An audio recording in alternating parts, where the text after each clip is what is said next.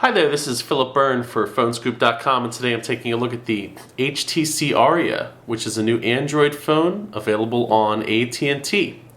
And it's harder to tell just by looking at it on film, but the Aria is a very cute little device. It's sort of short. It might be the smallest Android phone that I've seen. It's very easy to hold in the hand or slip in a pocket.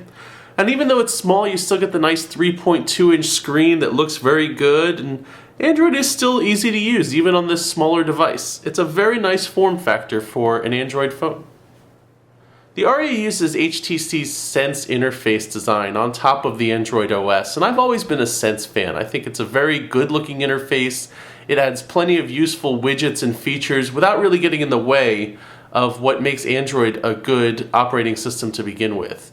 It really just enhances the system rather than changing things too dramatically.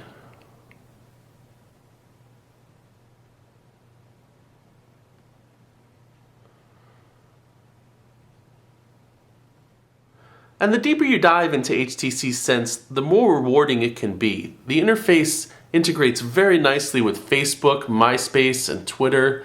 And here you can see I'm looking at an address book contact. From this address book, you can see your average contact details. You can see messages and email messages.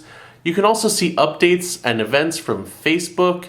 You can check out photos from Flickr or Facebook.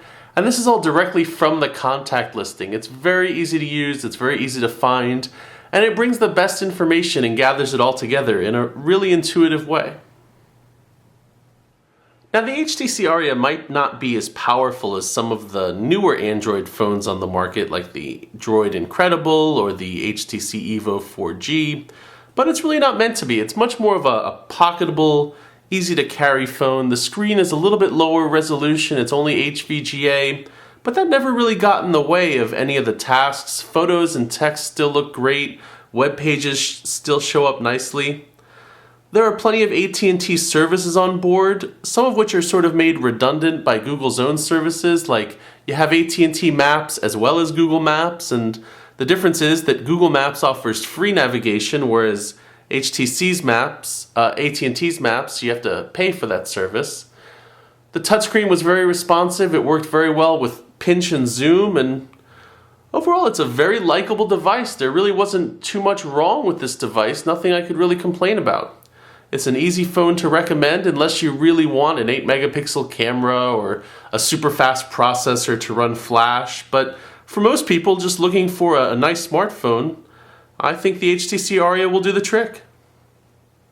For PhoneScoop.com, I'm Philip Byrne.